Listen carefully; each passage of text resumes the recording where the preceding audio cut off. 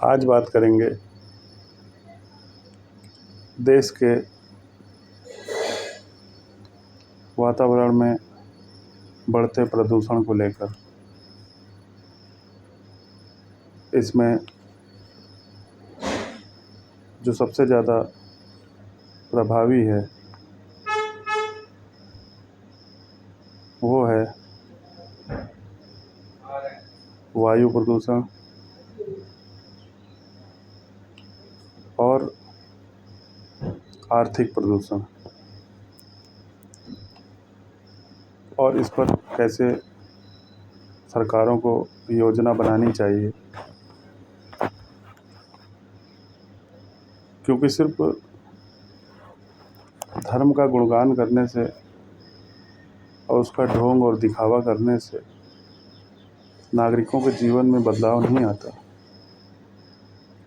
बल्कि धर्म के मार्ग पर चलने से ही नागरिकों का विकास संभव हो सकता है। जैसा कि आज देखने में आ रहा है कि ग्रामीण क्षेत्रों में ऊंची ऊंची बिल्डिंगें देखने में आ रही हैं, और शहरों का जो वातावरण है उसमें तो और ज़्यादा हद हो चुकी है, जिसमें कि 10-10 मंजिल 8-8 मंजिल तक के घने इलाकों में बिल्डिंगें बढ़ती जा रही हैं।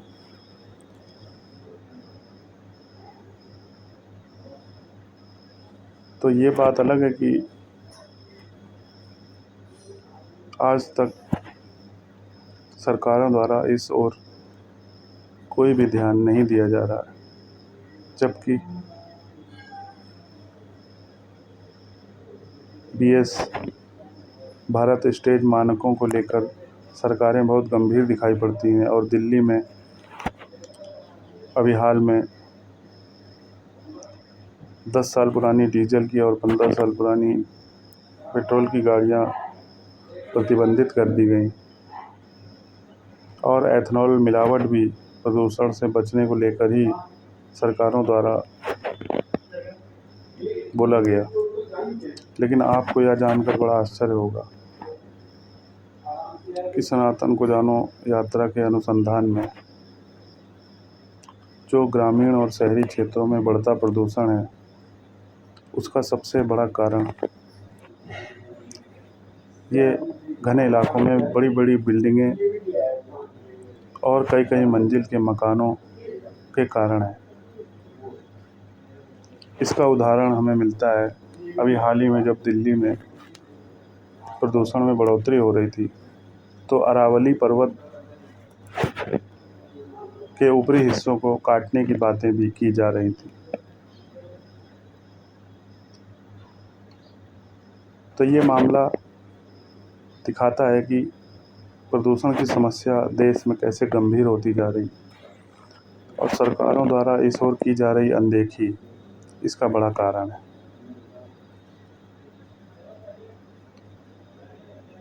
और आज भी जिस तरह से ग्रामीण क्षेत्र कई कई मंजिल के मकानों से भरते जा रहे हैं, उससे आने वाले समय में ग्रामीण क्षेत्रों में भी प्रदूषण का बढ़ता हुआ स्तर दिखाई पड़ेगा, जैसा कि दिल्ली में देखने में आया। आम व्यक्ति को पता होना चाहिए कि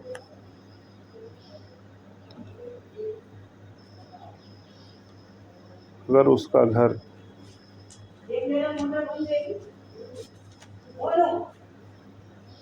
चारों तरफ से बंद रहता है तो वो अपने घर के वातावरण को शुद्ध करने के लिए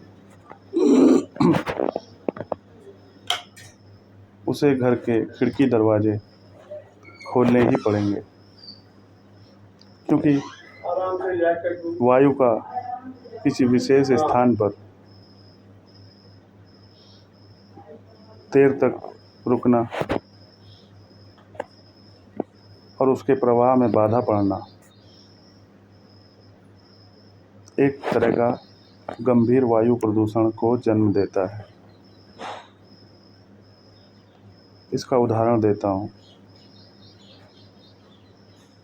कि आप अगर अपने घर के खिड़की दरवाजे दिन भर ना खोलें और उसके घर में रहकर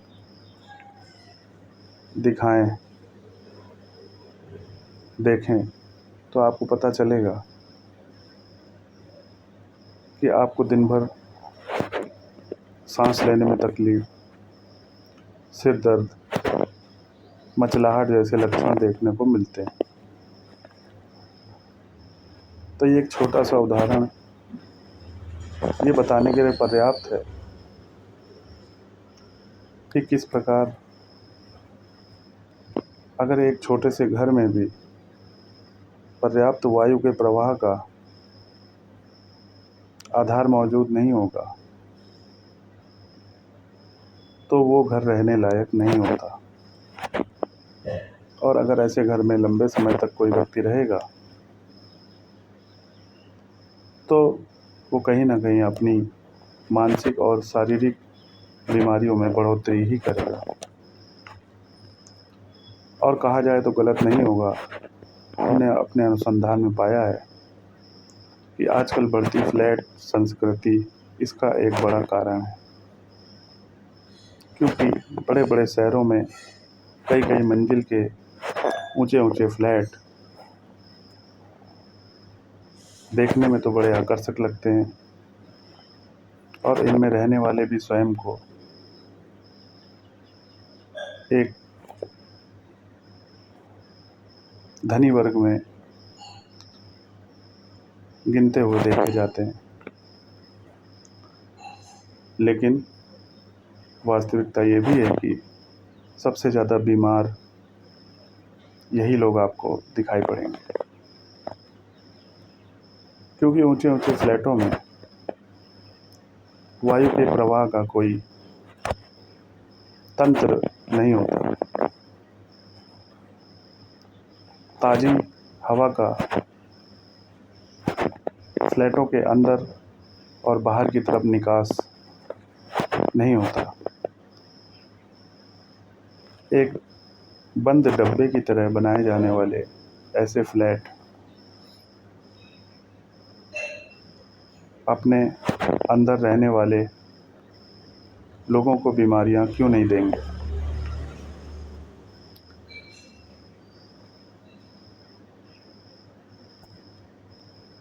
और लंबे समय में कोई भी व्यक्ति देख सकता है कि इन फ्लैटों में रहने वाले लोग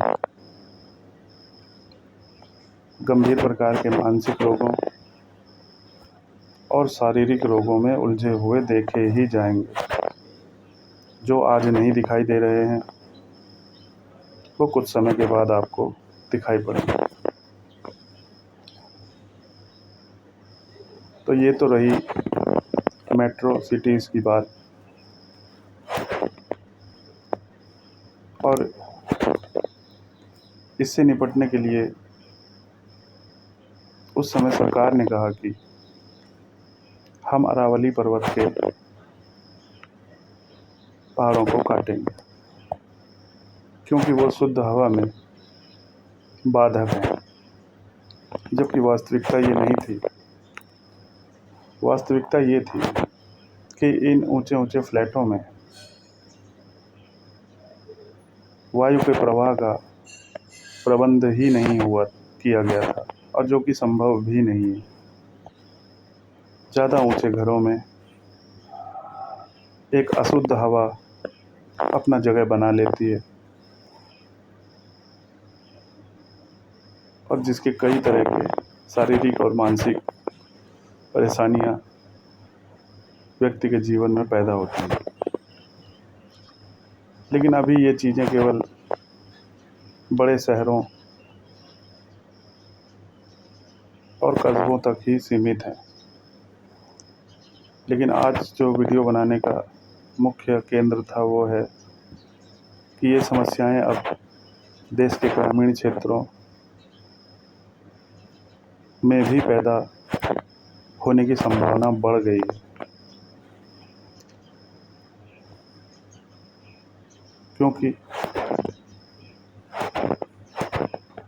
आज जो मकान है वो केवल आराम से रहने का साधन नहीं है, बल्कि दुनिया के दिखावे का एक बड़ा प्रतीक भी बनकर रह गया है। और इसलिए अगर किसी ग्रामीण क्षेत्र में कोई कई मंजिल का घर बनाता है तो उसकी देखा देखी में एक होड़ सी लग जाती है कि किसका घर सबसे ज़्यादा ऊंचा होगा। और ये आगे चलकर ऐसी जगहों पर एक शुद्ध वायु के प्रवाह में एक बड़ी बाधा पैदा करती है।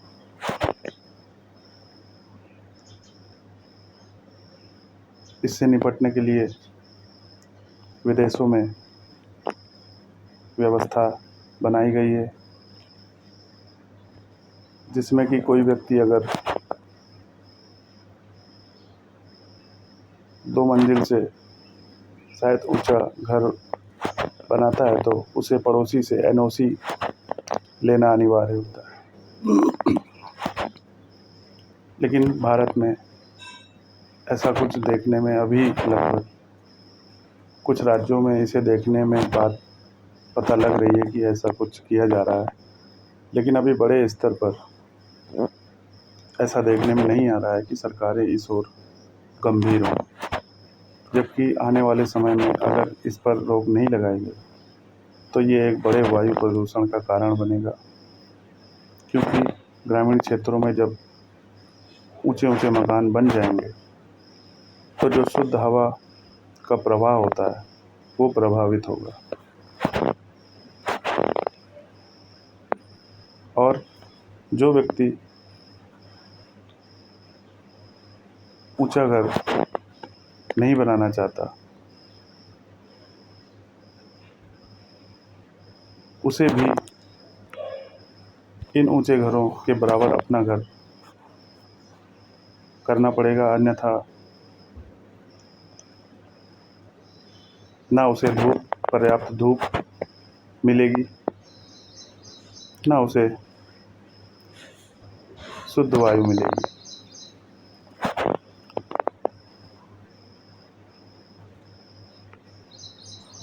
तो इसलिए इस ओर एक नीति बनाने की आवश्यकता है, जिससे कि हम सभी नागरिकों के लिए एक समान वातावरण का निर्माण कर सकें और एक होड़ को समाप्त करने का प्रयास करें जो आजकल के ग्रामीण क्षेत्रों में दिखाई पड़ रही है, जिसमें कि ऊंचे से ऊंचे मकान बनाने की एक होड़ सी मच चुकी है। और इसकी देखा देखी में दूसरे नागरिकों को भी अपने घर ऊंचे करने पड़ रहे हैं। और इसका अंततः जो परिणाम हो रहा है वो है अशुद्ध हवा में बढ़ोतरी, वायु प्रदूषण और एक आर्थिक प्रदूषण भी जो देखने में आ रहा है। अब ग्रामीण क्षेत्रों में लोग एक दूसरे को उनके नाम से नहीं जानते, बल्कि गांव में किसका कितना बड़ा घर है उससे उनकी पहचान सुनिश्चित हो रही है। तो एक तरह से अगर हमें नागरिकों को प्रदूषण मुक्त जीवन देना है तो अभी से इसके लिए एक नीति बनानी पड़ेगी, ताकि ग्रामीण क्षेत्रों में जो एक ये होड़ पनप रही है इस पर लगाम लगे और सभी के लिए समान रूप से शुद्ध हवा, शुद्ध ऑक्सीजन और अनुकूल परिस्थितियां मिलना संभव हो। जैसा कि सनातन का विचार है, सभी के लिए एक समान वातावरण का निर्माण, जो कि अब लगभग समाप्त होता जा रहा है।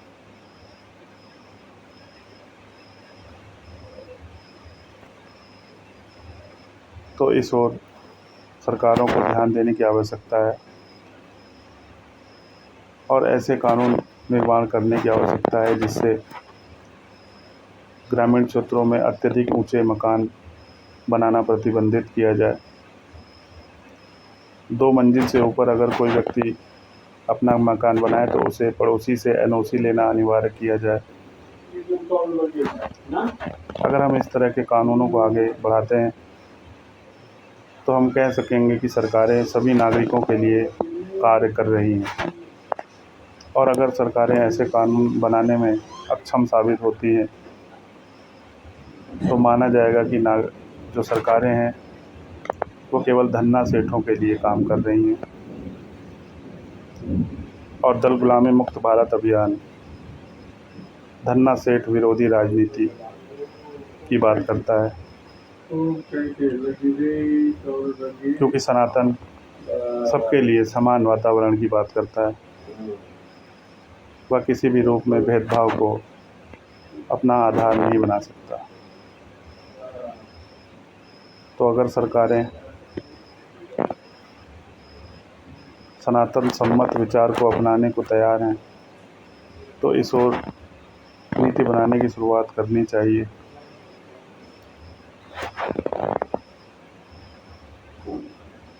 अन्यथा